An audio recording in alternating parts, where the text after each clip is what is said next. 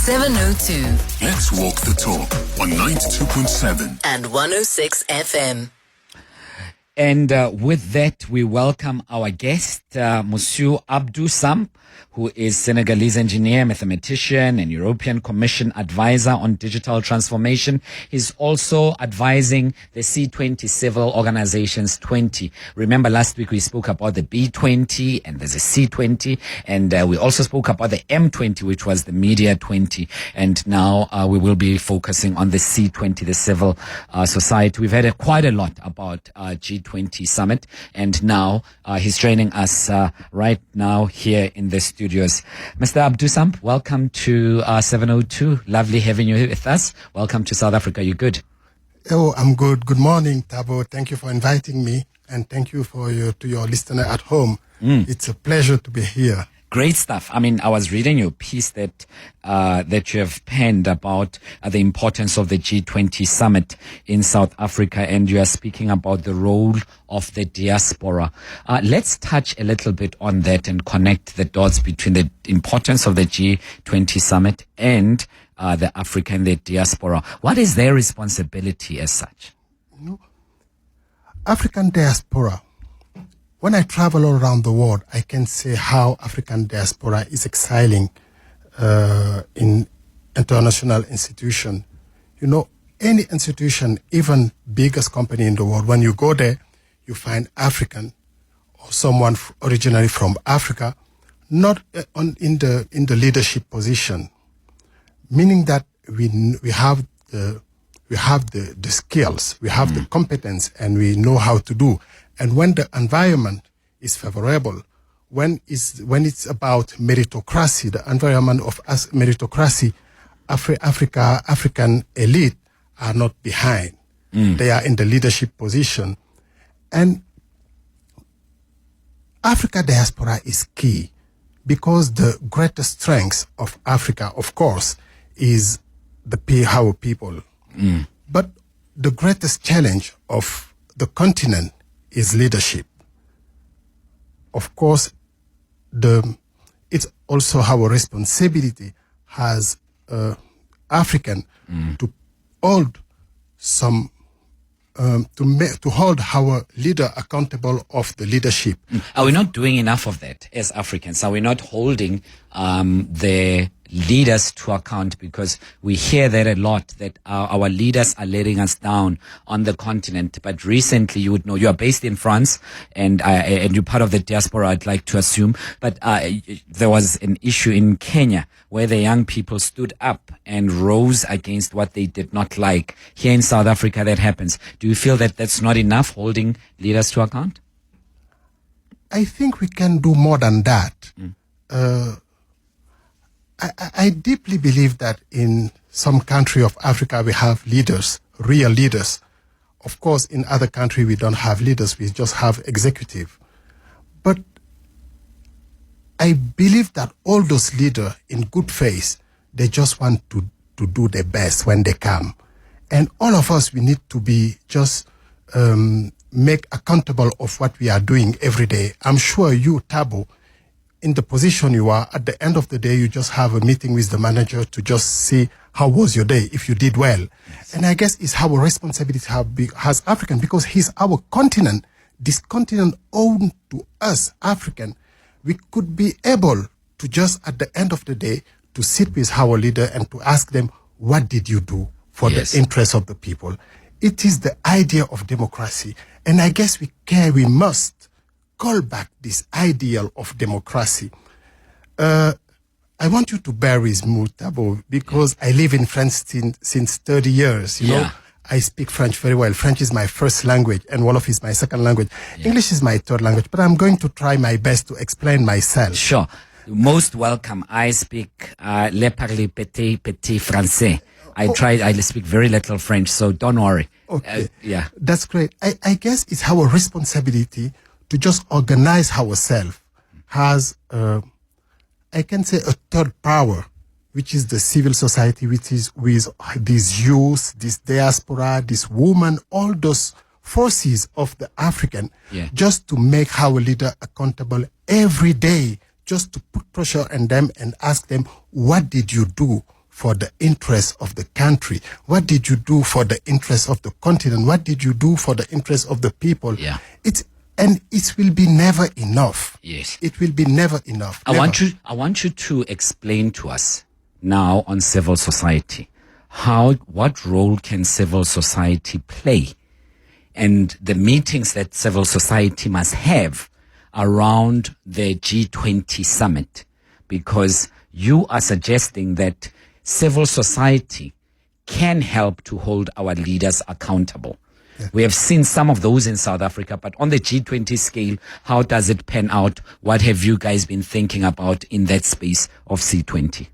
Oh, I was appointed 2 weeks ago as a senior advisor of the C20, and since few weeks I'm reading about this idea of civil society, because as many people, I didn't know much about this idea before I highlight it and try to understand what it's about.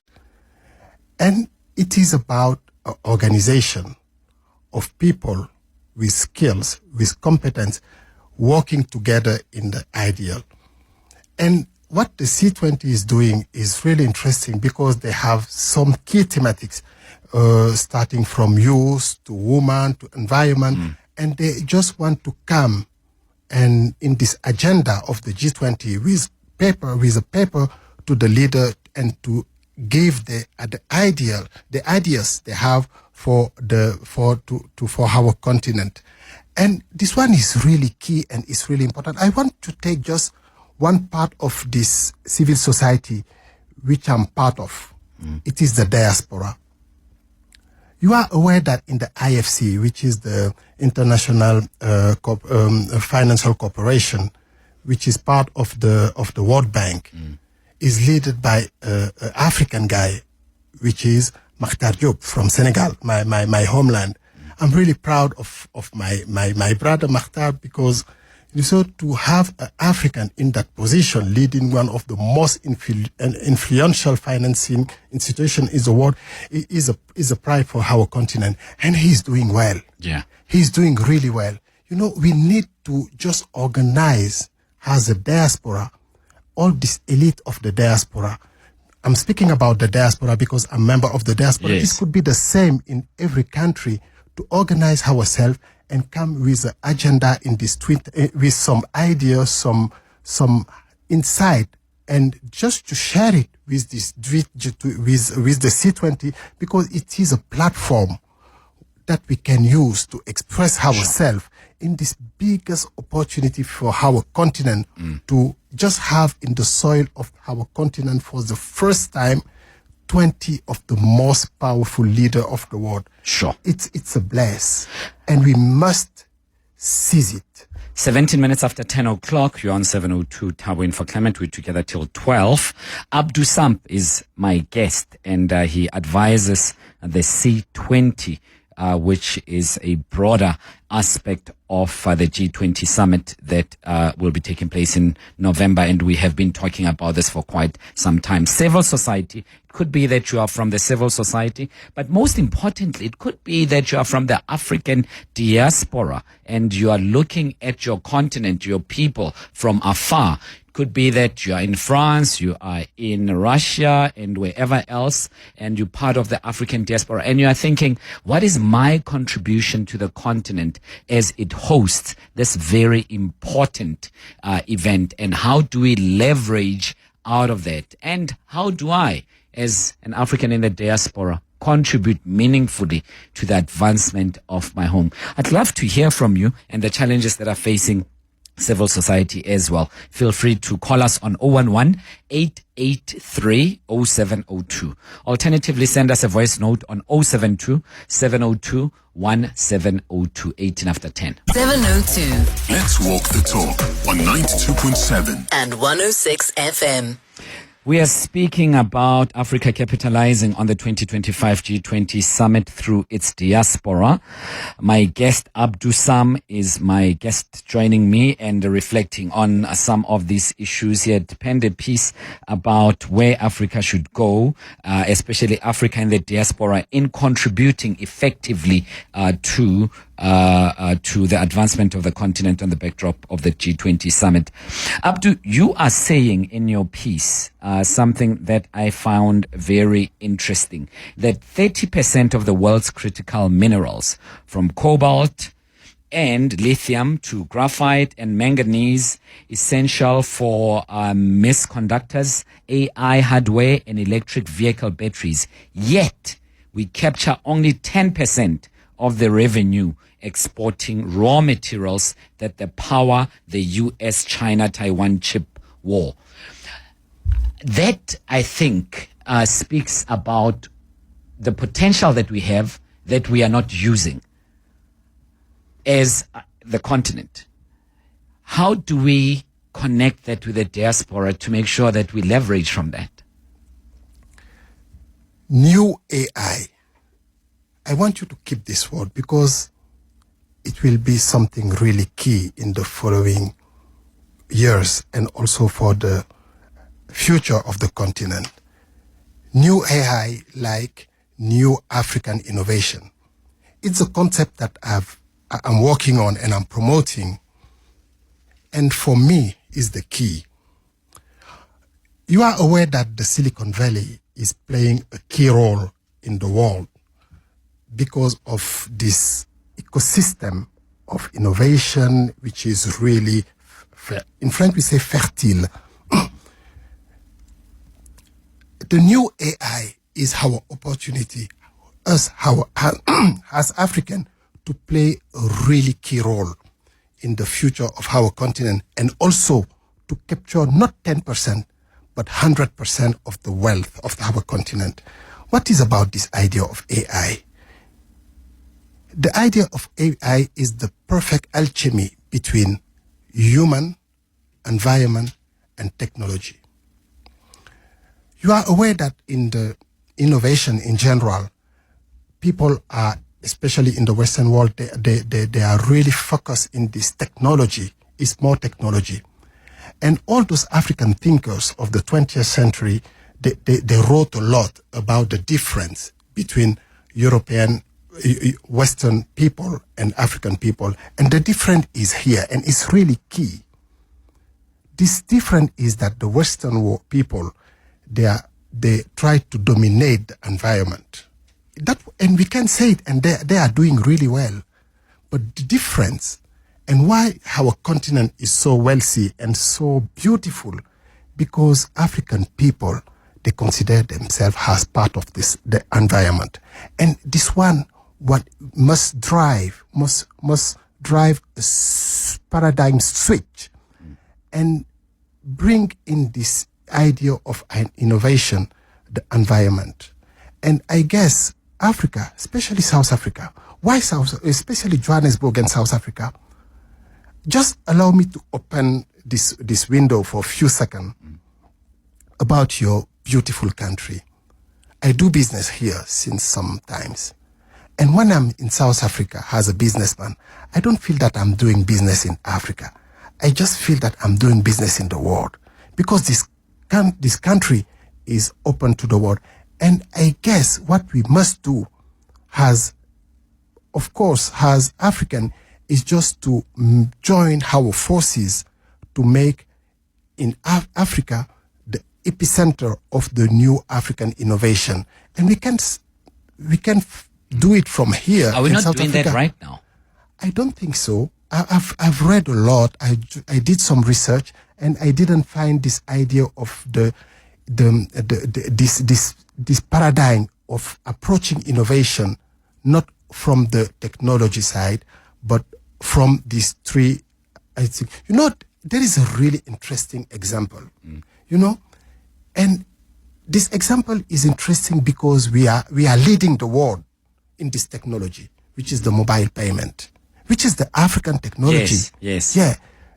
This idea of this technology came from the fact that the banking system is not really developed in our continent, but people need to exchange, to interact. But all African people have a phone, and they found a way to use phone to make payment.